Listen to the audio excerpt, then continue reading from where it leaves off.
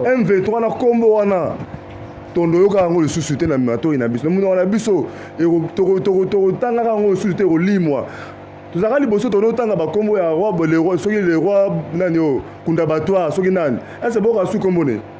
kunda batwa l'église l'homme de Dieu le patriarche Vincent Makela asalaka ba prière pour na kunda batwa wana kombo le bunga lelo komba kunda batwa ekufa ebunga ndenge kombo pe na wala bango taki musala nzambe kombo ya M23 na mikoleko ya to tanga yango le susute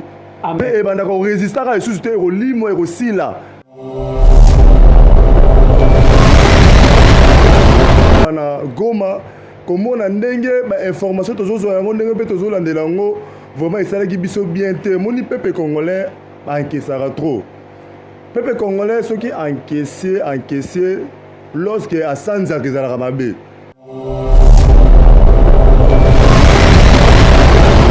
jour wana ezalaki lokola mwasi ezalaki na zemi aboti bakongolais nyonso tukobanda na mwana inane kino na bapapa ya basanta tobimaki na nzela na bandeke na bamboa biso nyonso tobimaki na nzela lokola ye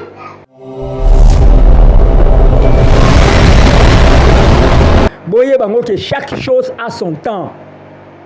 eloko na eloko ezalaka na ebandeli na yango pe yebaka yango chaque début a sa fin ebandeli nyonso pe ezalaka na suka na yango me tikanga na yebisa yo bino bayi Rwanda oyo eza suka na bino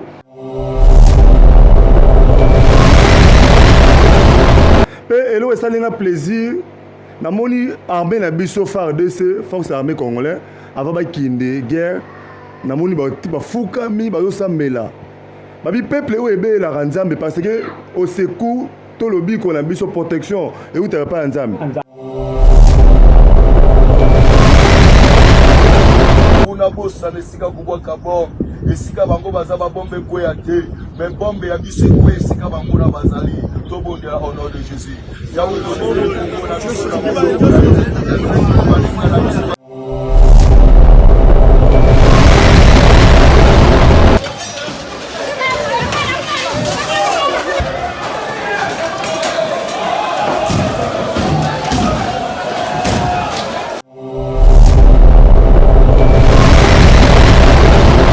vraiment ati wana na bengi bandeko na nga nyonso tu to marché mpona kosoutenir FARDC mpona koboya agression au Rwanda ndenge wana koagresse biso mais toboyi bapillage tolingi pillage te parce que so nazongisi image na nga na 91 93 mboka ekotaki na faillite mpona bapillage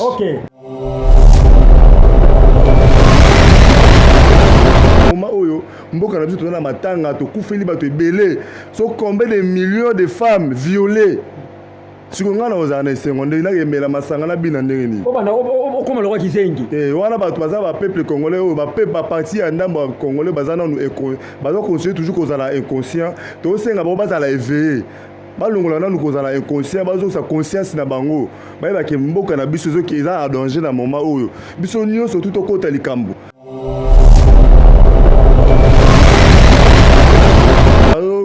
kolamusa toujours peuple congolais bazala éveillé na bakuwe nyonso to ozaleli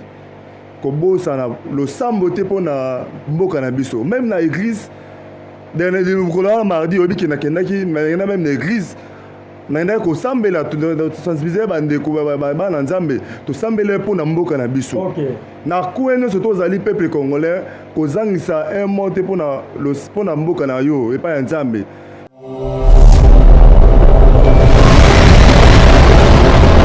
donc tala tikanga na yebisa mboka neza mboka na yo ndeko oza na distraction tika ba distraction ndeko oza na ba futilité tika ba futilité na tozali pour le moment na bomoko parce que l'union fait la force tant to sangani to kwesa ba Rwanda parce que ba Rwanda ba ve loko te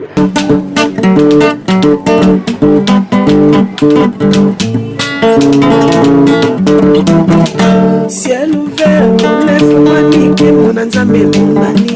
loboko na tata esemwami likolo balingami na ye ciel ouvert ciel ouvert ciel ouvert ciel ouvert ciel ouvert ndeko landaka yango ndeko talaka yango Euro na Vincent Makeba.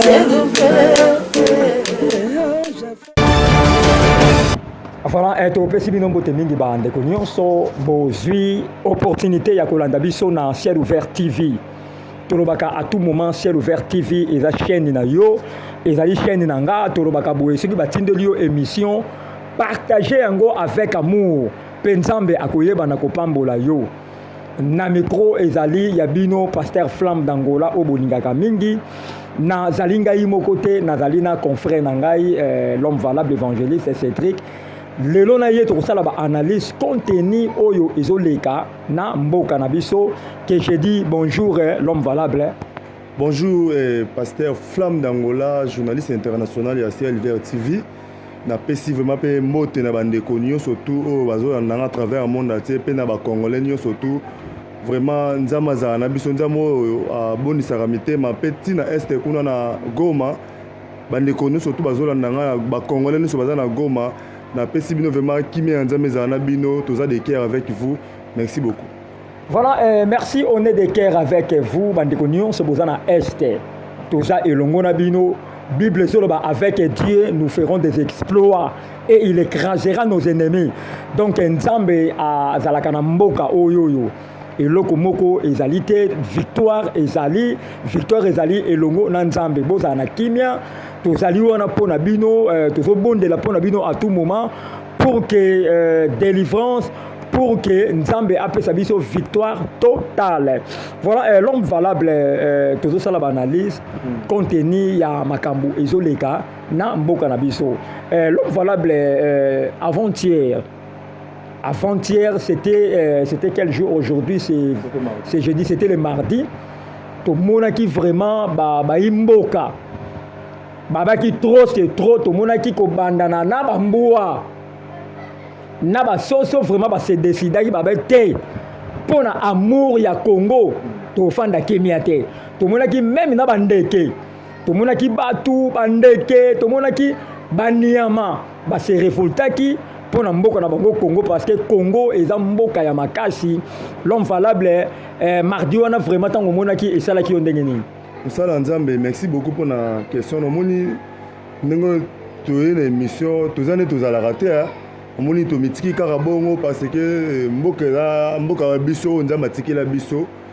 iza agresse bazo ko agresser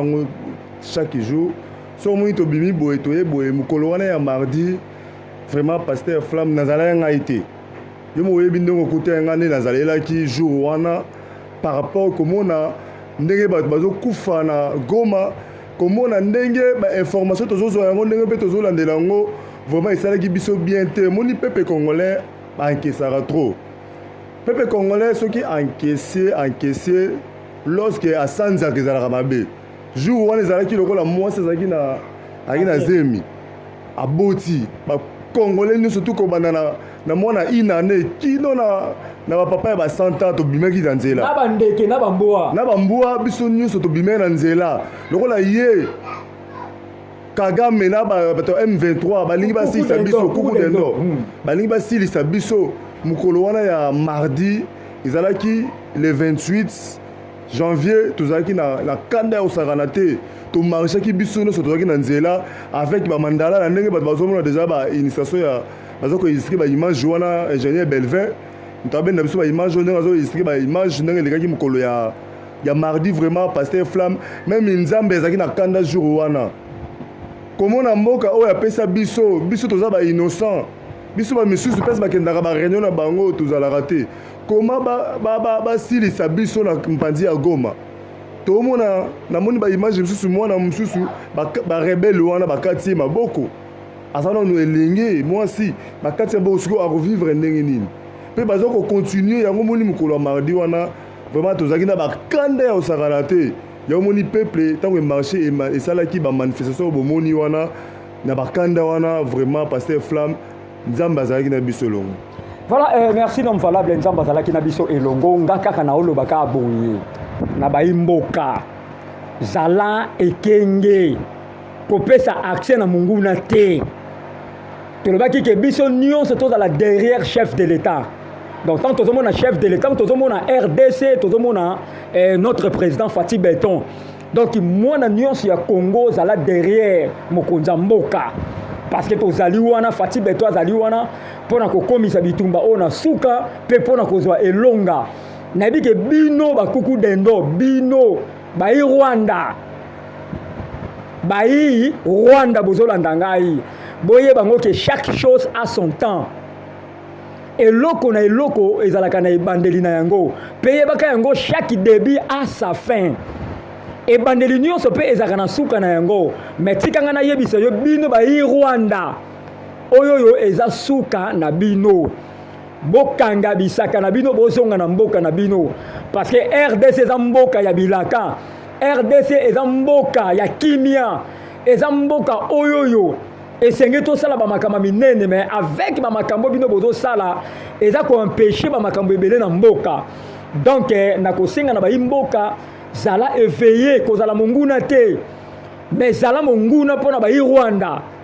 Kozala monguna te pona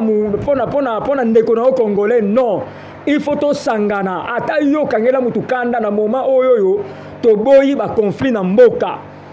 To lingi to za na bomoko pour soutenir Ekolo, pour soutenir notre président Fatih Beton. L'homme est valable. Jour où on a vraiment mardi, c'était vraiment terrible. Au Moni Benake, Naba Koko, Naba patient, au Baouté, Naba hôpital, Babi Benake, tel photo bima, parce que trop c'est trop. Vraiment, jour où on a l'homme valable, tant au bima qui, au Monaki, événement, des salama, ni ne regarde pas la minute. Merci beaucoup, Pasteur Flamme. Au jour où on attend Abimaki, na monaki maman image de la Bible. Na monaki comment David a été dans la bataille. Ndenge nzamba zala ko tambola na ye. Pe elo esalinga plaisir. Na moni armée na biso FARDC, force armée congolais, avant ba kinde guerre. Na moni ba fuka mi ba yo samela. Ba bi peuple o ebe la nzambe parce que au secours tout le bico na biso protection et où t'as pas nzambe parce que nzambe ne mutu apesa ka makasi to moni même ba Israël to ba no kele ba bitumba na bango wana ceux qui ba se confier na nzambe na mukili mobimba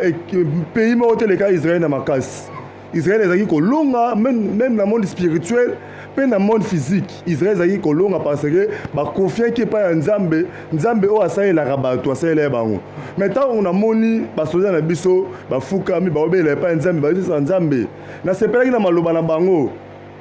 na sengi belver côté biso ta 2 minutes to landa eloko wana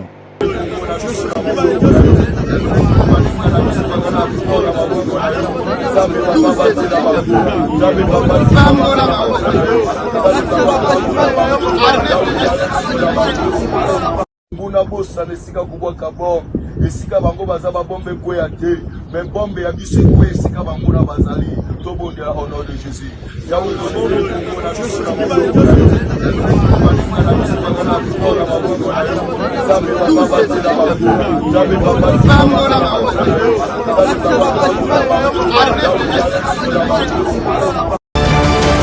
bana nyonso nzambe mpe na bandeko nyonso oyo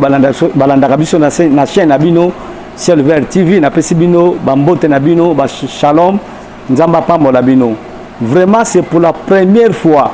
bomona ke ngai ndeko na bino mosene na nzambe naya nakota demande pa na bino. C'est la première fois depuis chaîne oyebanda. Demande yango eza nini?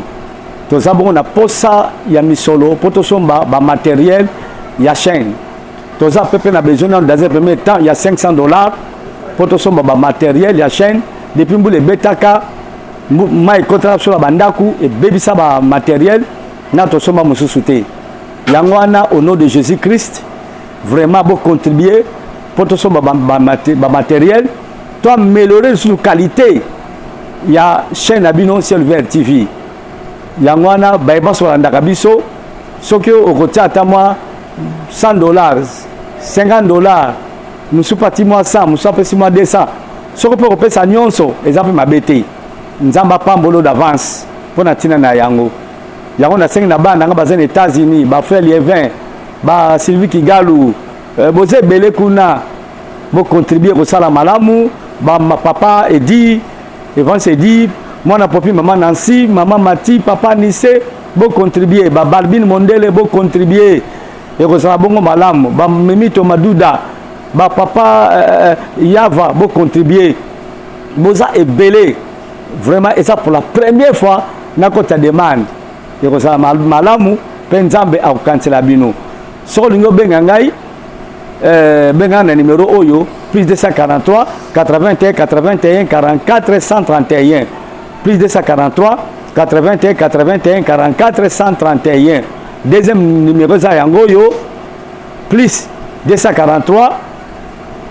89 98 060 21. Plus 243 89 98 060 21. Bana nyonso ya Nzambe bo contribuer et comme ça bongo malam ba blessing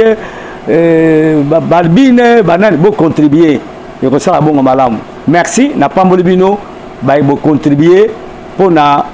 misolo oyo twana na posa $500 nanu poto somana ba matezo zanga attention ko ya après Nzambe apambola bino. C'est votre papa le patriarche pasteur Vincent Makela. Merci.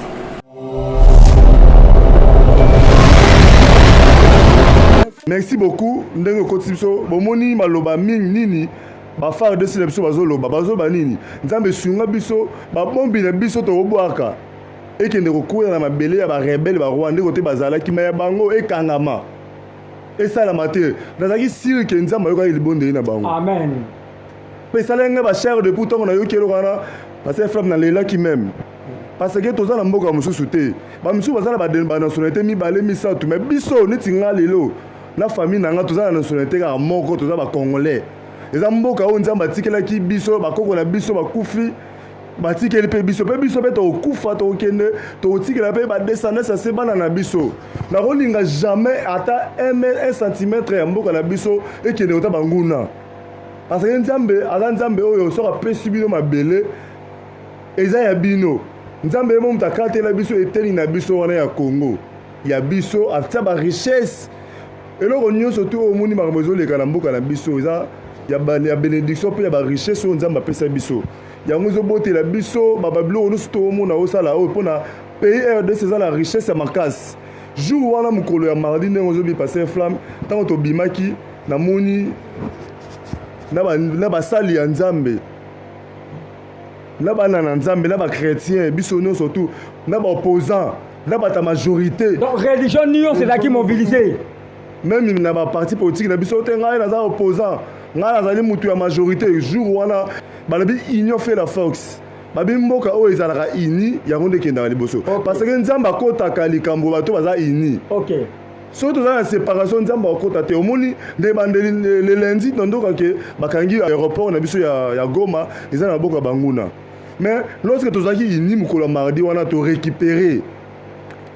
parti na biso aéroport to koti tina ngamba ba voisin Nzambe asali pe grâce to bombarder pe bango c'est la toute première fois na Rwanda ba lokito ya bombe ya bongo bayoka bombe ke ndamona ekoteli pe bango quelques-uns bazui pe bakufi quelques-uns bazui ba blessé grave ndenge bakosaka biso passe ndenge bango pe bakoya passe wana vraiment na osenga na peuple congolais nyonso surtout baza partout na monde atier za ba diaspora baza libanda mboka toza toujours unis totika na ba divergence na biso tozala na mboka awa ki ya kofinga kingandi ya kofinga boye totika yango tobundela na mboka soki tozongela na biso après bitumba to récupérer na mabele na biso après bitumba wana so to sisi to longi tozongisi na biso mais pour l'instant na beleli batu nyonso surtout ba opposant bata majorité ba société civile église de réveil religieux nyonso ba musulmans ba arabe o baza ba congolais tozala ini mpona korécupérer mabele na biso tozala na nsima ya FARDC parce que bango nde bazobunda biso toza kosoutenir bango nde basimbaka munduki bango nde babwakaka bombi balonga bombi na bango ekende kolonga ekende kokweya kotala banguna mpo torécupérer territoire na biso ya mboka vraiment eloko nazalaki nango yango wana mpona mboka na biso mokolo ya mardi nde nabimaki susi nango ezalaki mpona kosoutenir FARDC elongo na Nzambe eloko ya makasi voilà tozopesa kaka longonia na Nzambe oyo azali le créateur ya nyonso Nzambe oyo azopesa FARDC na biso makasi ya kokweyisa banguna na biso ba Rwanda donc il faut kobenga bango Rwanda donc baza ya kokweya nazopesa mpe longonia na police nationale ya mboka na biso vraiment bozosala encadrement bozosala kitoko wana namoni major Sera Kabasele na district ya Kalamu major Sera Kabasele na district ya Kalamu azolala te ozosala musala kitoko vraiment oza koéveiller pour la population major Sera Kabasele nzamba mona yo pe nazongi na force namoni major Pichu Milando yo pozola la te oza koéveiller pour la population vraiment nzambe apambola bino pe na district à Victoire namoni commandant Chil yo pozola la te commandant Sony bozola la te pour na ko surveiller ba yimboka vraiment to kosenga na gouvernement bato tozotanga ba kombo baza bato yo bazo sala musala ya population na tema malamu baboyi kania kakati na bango vraiment bo penser pour na ba grade na bango eko zala malamu longonia na notre président Fatih Beton kobakaka ndenge na papa tozali sima na yo tozobondela pona yo toyebi que la victoire est certaine toyebi te longa ezali lokola yo moko président Fatih Beton o dediaka mboka ona maboko na nzambe eza déjà victoire na kaya banguna. Donc nzambe apambola bino bandeko nyonso bozolanda biso l'homme est valable nangena loba boye mais ba tomonaki jour wana ba marche salamaki bien mais tomonaki bato mosusu bazokende kobuka ba magasin kosala ndenge wana ba acte wana vraiment ezaki mpenza malamu te omoni ndenge nini bon etaki toza bana na nzambe etaki toza mpe bacongolais toyebi ke bon naza na réponse question otuninga na deux réponses ya ozongisela o eloko mosusu esali moni congolais azala ameli total na lobene ebande to congolais encaissé trop kanda etondi na motema so otali babiloko bakendaki kopanza minimo basiblaki yango déjà basiblaki yango namoni ambassade ya Rwanda oyo ezala na Congo namonaki batumbaki mpe mwa bapine liboso ya ambassade ya France liboso ya ambassade ya États-Unis liboso ya ambassade ya Kenya baketi na nini ya Bruxelles babi ke Rwanda mte soutenaka bango il paraîtrait babi Rwanda mte soutenaka nini ya Bruxelles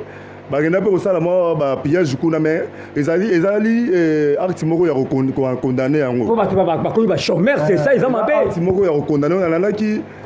agent moko ya Bruxelles abi ke toengagea soki plus de quelques membres plus de 1000 personnes congolais engagé bango place basalaka nde bapille wana bazongi chômeur vraiment acte wana nabengi bandeko na nga nyonso surtout to marché mpona kosoutenir FARDC mpona koboya agression au Rwanda ndenge wana koagresse biso mais toboyi bapillage tolingi pillage parce que so nazongisi image na nga na 91 93 mboka ekotaki na faillite mpona bapillage na ntango pillage nomonaka mboka ekisindaka ekotaka na nsima baacte wana etaki ndeko na bino kongo na kondane yango eza mabe kokonda kopille kotumba banini non so tosala marche na biso normal mpona kobengana barwandais bakende wana normal wana nga mpe na marchaki mais mpona kopille kosala baacte ya mabe eza condamnable même na miso ya nzambe asepelaka nango te tosala marche na biso normal to revendiquer parce que toza se révolter na normalement na miso ya nzambe mpe toza kotelema mpona korésister devant munguna kima non ya kokende kosala bapillage kokende kopanza wana eza vraiment tokondane yango etaki mwana ya nzambe te mpe mwana ya mboka Congo. Voilà, merci bandeko nyonso oyo bozolanda biso nasi bozomona mokonzi ya mboka aosala makasi bazotonga babiloko bazosala makasi pour que chômage est diminué mais actuellement salamaki nayebi ke kande lekaki mais pas jusque là okei kobuka eloko po babilo mosusu ebukami wana ezala bato bazalaki bainonsa ezala bato baza coupable mais na logique des choses boye ezalaki mabe parce que combien de personnes oyo bazongi na chômage donc acte wana eza vraiment mabe makasi donc bayimboka bozala kimia tozala derrière FARDC moto obondelaka bondela na religion na yo bondela nzambe ya religion na yo asala ete victoire ezala certaine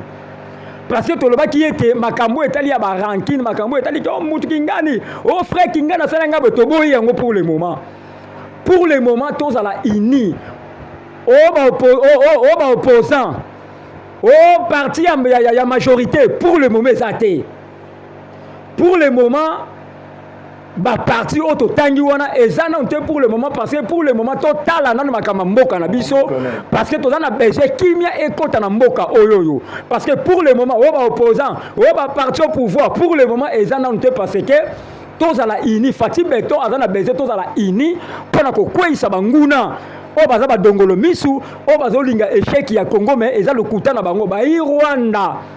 nzamba zaka na Congo boza déjà ya kokweya pona bandeko en tout cas totika makambo ya kobuka babiloko eza penza mabe selon la loi ya mboka eza mabe selon pe miso nzambe eza vraiment babiloko moko eza condamnable. Voilà, merci, l'homme valable. Ouais, mais vraiment, ils sont vraiment condamnables. Ngai, ko la moussa toujours, peuple congolais bas à la EVE, n'a pas couigné surtout aux alléli. Ko bossa na le samboté pour na mboka na biso. Même na église, dernier jour mardi, obi ki na kendaki, mais il y a même l'église. Nanda ko sambela to sensibiliser bande ko ba na nzambe to sambela pour na mboka na biso. OK. Na kueno surtout aux alli peuple congolais ko zangisa un monte pour na mboka na yo et pas nzambe. Et ça nzamba battre la biso partout aux alli parce que ba misusu Rwanda na to yo ka communauté internationale za nsima na ba mais biso to za toujours yeso za nsima na biso. Nzambe ndaza nsima na biso biso to za besoin ba communauté internationale wana te. Na ta ko landa nani procès international les cas pour la mambo est agression à Rwanda on a monaki notre excellence ministre de biso ya affaires étrangères madame aleka ki la monaki attend ensemble lobi ceux qui bino bozui justice na bino et kati bien te na nzela nde tozwa report aux justice malamu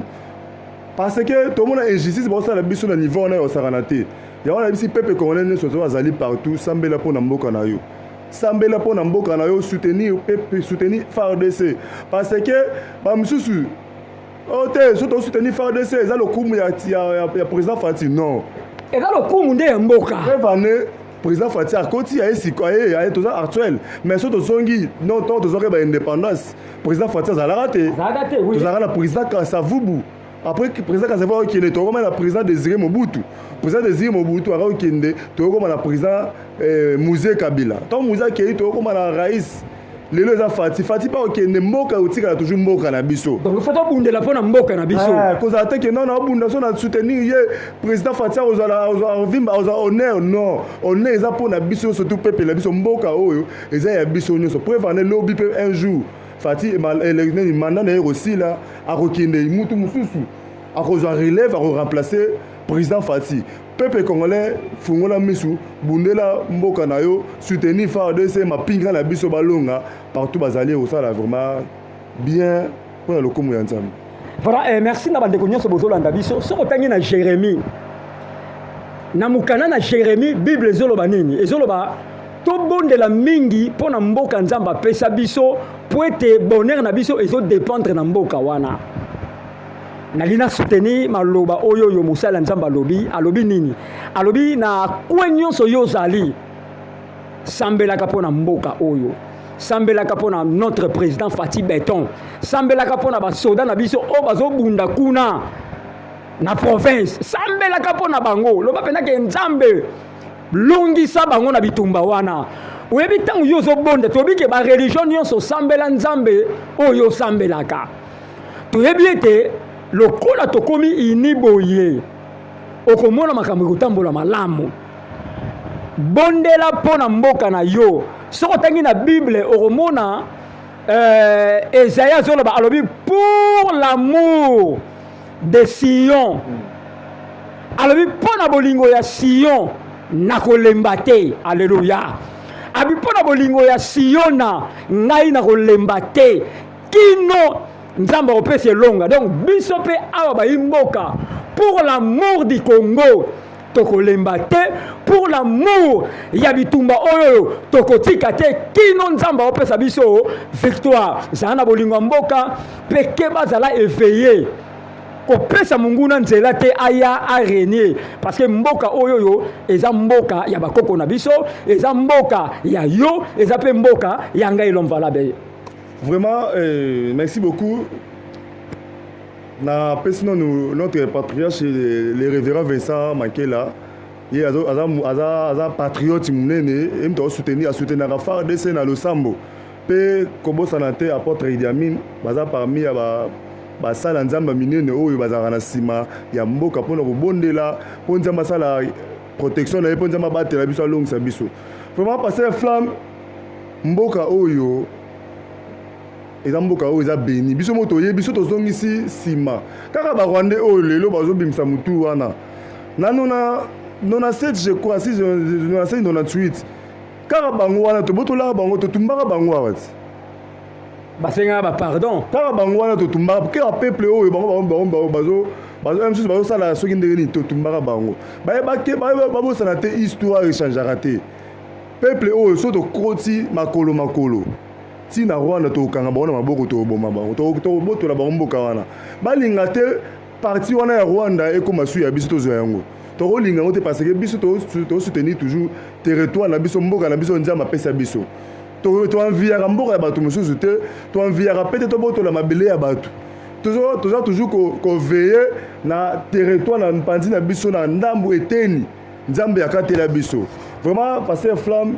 naosepela mingi peuple congolais parce que peuple congolais komi na vigilance ya makasi liboso bana Congo bazaka toujours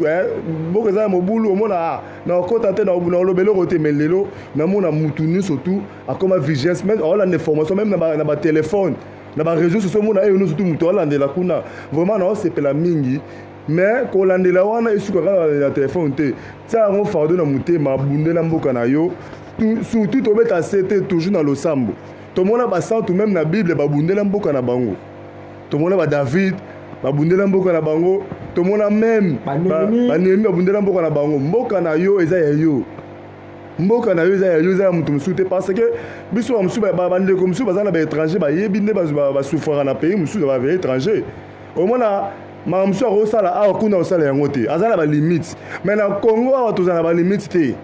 parce que ezali chez ngai eza epai ya ngai tobatela yango vraiment peuple congolais tobatela mboka na biso nasepelaki mingi lisusu na discours lobi eleki na butu l'homme de notre président de la république le chef de l'état asalaki discours pour la nation alobi ki aza vraiment de cœur mamu nyonso ezotungisa bango ezotungisa bandeko na Goma ezotungisa pays vraiment nasepelaki mingi na discours na ye vraiment nzambe apambola ye. Ok, discours ya lobi vraiment elekaki bien vraiment tolongoni na chef de l'état olobaki vraiment kitoko parce que discours na yo ekonsolaki peuple congolais pe discours na yo epesaki bokasi moko boye na bayimboka vraiment nzamba pambola yo notre président Fati Beton l'homme valable ce qui m'étonne aussi eza nini ezala bandeko mosusu bozokamusa ngai esengeli ozala na susi ya mboka na yo me ozokende mpe ofai na bar ofai na bar ozomela masanga omona olangwe donc omiyebi kutu te oyo ozali tolobaki cette fois-ci bolandanga tozoloba etanke toza baopinion ya masse tozoloba soki omelaka peut-être 20 bouteilles ya masanga na ndenge mboka ezala baproblème melaka moko te pour cette opération on le a pasteur bino bolekisi non pour le moment tolobaki ke mutu nyonso soki yo boyi kokota na bitumba autre kokota na nko voilà dei la mission toza la dei oui toto kufela bato boma notre gouverneur na biso ya militaire Peter Nyangu bato kufa bato bele Nathalie lobi nombre ya bato bakufi na Goma wana na kokotanga ngote eza matanga mo tombo za na matanga peut-être moi papa a bien recouvert attends la famille boka na raté lorsque bokoma na miso bato so esengi ba bengi famille ya papa kingani o akufeli ba otika fleur biso so tokota na mulongo biso tout tokota na ba fleur na mulongo parce que toza na deuil na moment oyo mboka na biso toza na matanga tokufeli bato ebele so combien de millions de femmes violées sikonga na ozana esengo ndenge nakemela masanga na bina ndenge nini okoma lokwa kizengi wana bato baza ba peuple congolais oyo ba parti ya ndambo ya congolais baza nanu baza conseiller toujours kozala inconscient tosenga bango bazala éveillé balongola nanu kozala inconscient bazokisa conscience na bango bayebake mboka na biso ezoki eza a danger na moment oyo biso nyonso tout okota likambo mona nasepela mingi eloko ezala na famille nga na passer frère toza la famille moko tozo potent tozoswana mais soki voisin moko aye kobundisa na kati ya ndako Non, bosana nanu. Bosana nyonso tokosimba ina tobeti. Tobeti tobengani ye mpona kobatela toujours famille. Ya ndenge mona mboka na biso tolongola nanu ba ignorance wana tokota likambo ya mboka. Tara biso basala nzambe nde tokoti yango boza loko osakana te. Tozolo jour wana mona ngai nazalaki na marche. Nalatiki nasimba même lindala na nga na bimi mpona mboka. Mpona mboka. Pour l'amour du Congo, tolemba te toza wana na sima ya mboka, tozali wana na sima ya chef de l'État. C'est ça passer flamme. Eza bongo. To soutenir chef de l'État, to soutenir FARDC. Okay. Pour elonga ninga na bimaki wana nzambe pa monaki geste oyo tosalaki parce que même bana na osonga na Bible bana Israël bazali so ba pola so ba botola bango mabele bazotala miso epa ya nzambe nzambe azotinda bango bokende tomona même Josué Jéricho ezaki barakaze ezaki blindé mais nzambe atapesi bango stratégie bobima botambola bo marcher 7 fois omoni ke mira Jéricho ezaki ekweyaki mira ekweyaki parce que batosaki nzambe babimaki batambolaki basalaki pas nzamba koyebisa bino bosala pa oyo biso tosalaki ya pa nzamba aza na nsima ya pa tosalaki wana mpo nalongisa biso toza siri rwanda wana ekokweya M23 wana kombo wana tondoyoka yango lisusu te na matoi na biso nomuna wana biso tokotangaka yango lisusu te ekolimwa tozalaka liboso tondotanga bakombo ya roi soki le roi nani oyo kundabatoire soki nani ese boka su kombo ne kundabatoire l'église l'homme de Dieu le patriarche Vincent Makela asalaka ba prière mpona kundabatoire wana kombo na ebunga lelo kombo kundabatoire ekufa ebunga ndenge kombo pe na wala bango taki musala nzambe kombo ya M23 wana mikolo koya totangaka yango lisusu te mpe ebandaka koresistaka lisusu te ekolimo ekosila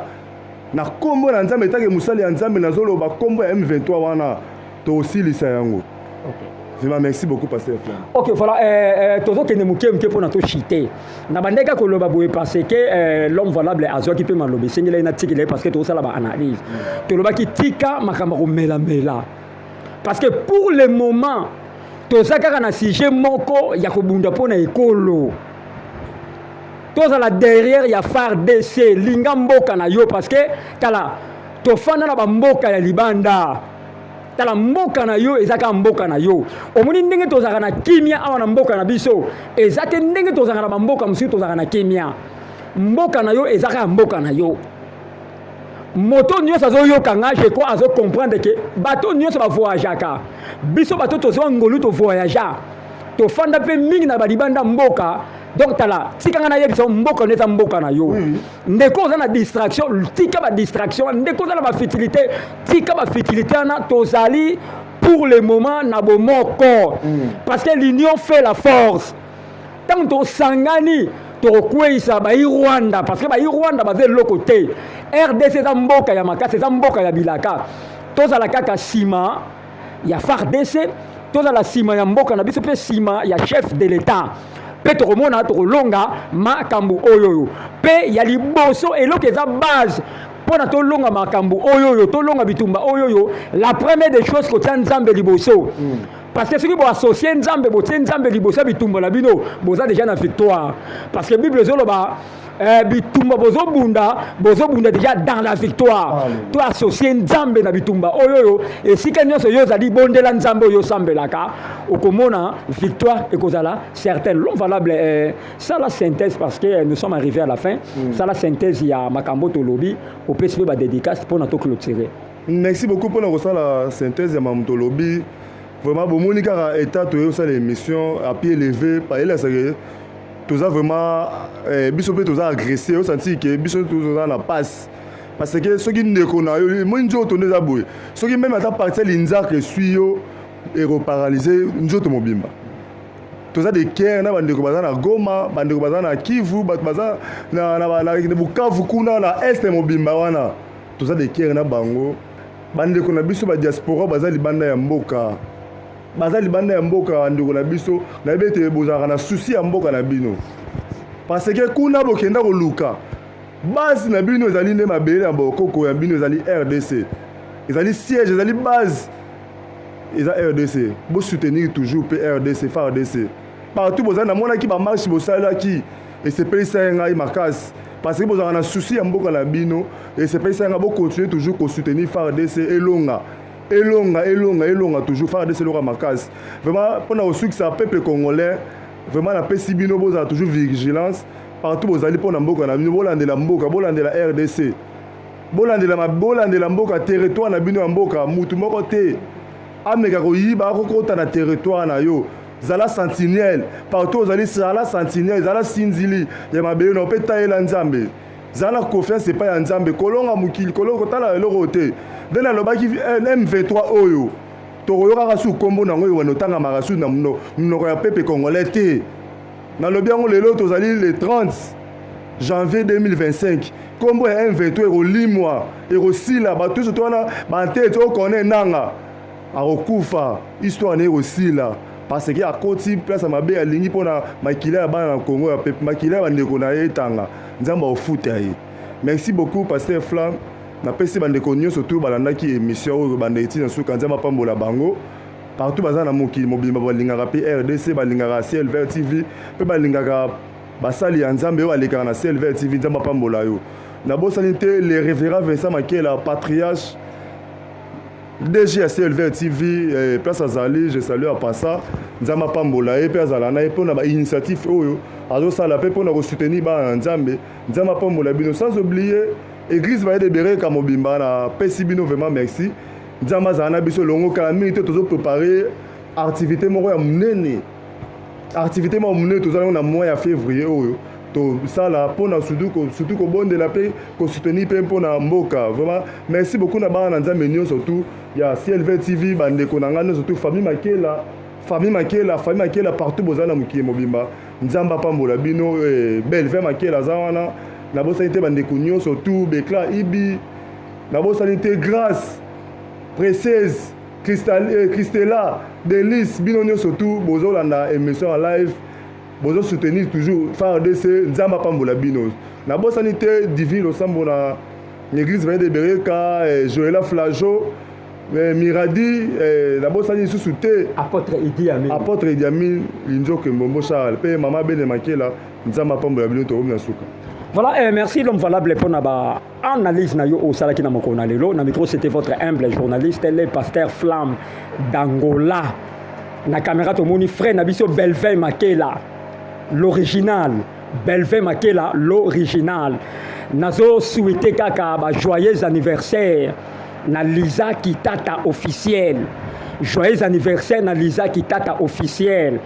Donc, à totalisé 15 ans d'âge. Que Dieu te bénisse là où tu es. N'a pas si mot na maître Jules le Consolata, maître Daniel Touma, maître Idi Amin, d'Incho Kimbombo Char. Pe n'a pas si mot na héritier Kassongo Mokonza Bruxelles,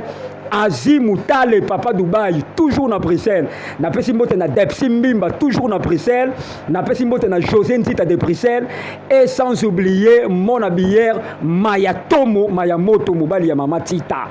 Ah, mon habillé, aux obenga ndete, mon habillé mayato mobenga, et que ça la bien. Na pesimbote na pasteur Chekina, ya zarane na Allemagne, mais pour le moment, zali awaba bon séjour na pasteur Chekina, prophète chancelier Lema, et puis bon séjour na prophète Conde de Paris. Conde de Paris, bamoto no yango, bon séjour na yo na kitsa samboka ya bakoko na yo, vraiment nzamba zana yo. Ok, Père Conde de Paris, Moussala Nzamba Solo, bon séjour na yo, na bo sanité Mama Bijou Conde de Paris. Na petit patriarche Vincent Makela, l'homme sans mélange. Patriarche Vincent Makela, l'homme de Dieu sans mélange. Na petit mbote na beti kitata, Vincent Kouke fit à question, Francine Dipinda, Deborah Okito, honorable Alain Kouke. Na pesi mbote na Major Sera Kabasele, Major Pichu Milandu, commandant Achille, pe commandant Sony, Nzamba Pambola bino bo sala musala malamu ba romantisa bino grade parce que bo sala musala vraiment na motema moko Nzambe apambola bino. Je salue aussi mon bébé que j'aime beaucoup. Le bébé Miradi, le bébé de Papa Flamme. Je salue aussi Grâce Moukier. Grâce Moukier, que Dieu te bénisse. Na pesi mbote na Bénédicte Tipatoka. La fille à question, que Dieu te bénisse. Na pesi mbote na Mama Bénédicte Makela. On a allé mon thème, il y a patriarche Vincent Makela. Et sans oublier Kapi Kapinga. Moi, c'est à Pembe. Kapi Kapinga, moi, c'est à Pembe. Et sans oublier na pesi mbote na frère Nabiso Chris, les grandes images. Nzamba Mona yo. Frère frère, fils, Fibo. Ciao.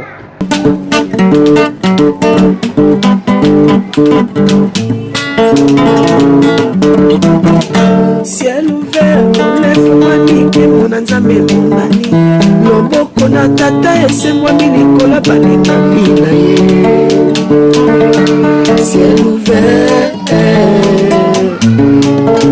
ciel ouvert, ciel ouvert, ciel ouvert, ciel ouvert.